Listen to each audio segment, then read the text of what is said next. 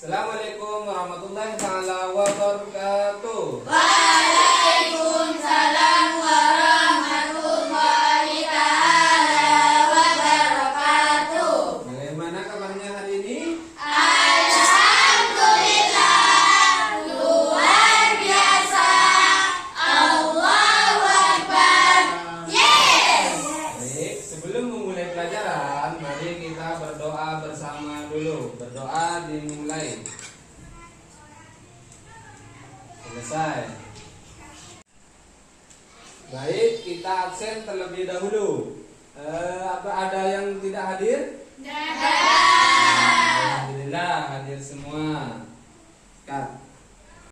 Nah, kita akan belajar tentang pelajaran IPAS, yaitu dengan tema menjelajahi bumi, matahari, dan bulan. Di sini, apakah sudah ada yang sudah tahu apa itu bumi? Nah, bumi itu tempat kita hidup dan tinggal. Ada matahari juga, sudah tahu kan? Matahari yang mana? Dan juga bulan. Kita akan melihat video tentang bumi, matahari, dan bulan bersama-sama. Mari kita lihat bersama-sama.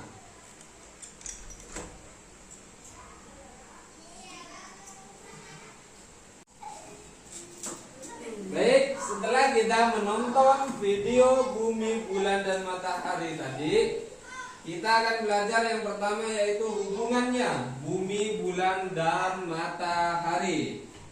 Kita lihat, buka di buku halaman 190. Bumi, bulan, dan matahari itu mempunyai hubungan yang sangat erat. Kita kalau tidak ada matahari di bumi ini, tidak dapat sinar matahari, apa yang akan terjadi kepada kalian? Nah, ya, tidak akan ada cahaya, kalian tidak akan sehat. Terus begitu, bulan itu merupakan satelit bumi kita, satelit alami bumi kita. Bumi, bulan, dan matahari itu merupakan benda langit, dan matahari itu merupakan pusat dari tata surya kita. Artinya, semua benda langit itu mengelilingi matahari, termasuk bumi dan bulan juga. Nah, bumi itu selain mengelilingi matahari juga berputar sendiri pada porosnya. Itu dinamakan apa?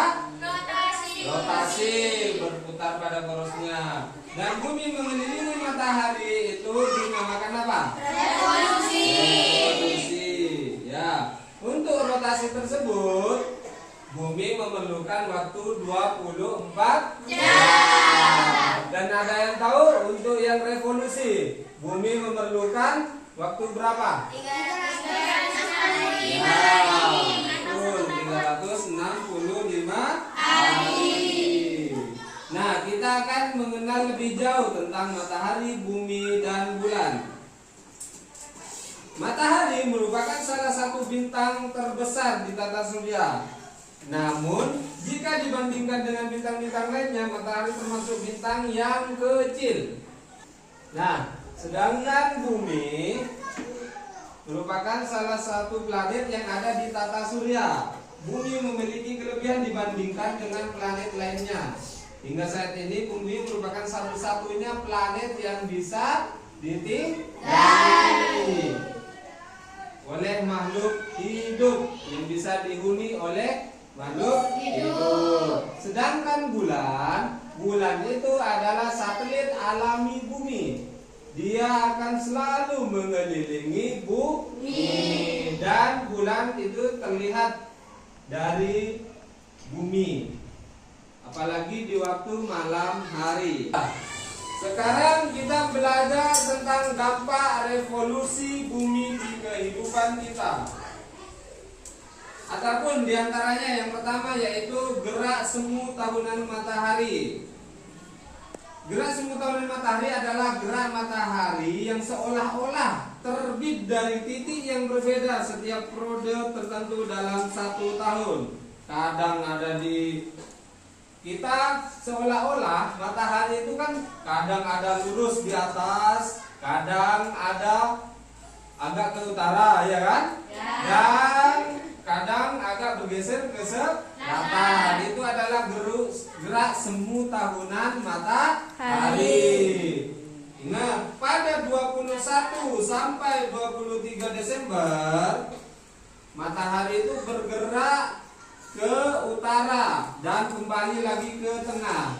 Dan pada 23 Desember sampai 21 Maret matahari bergerak selatan dan kembali ke tengah lagi. Begitupun seterusnya. Selanjutnya,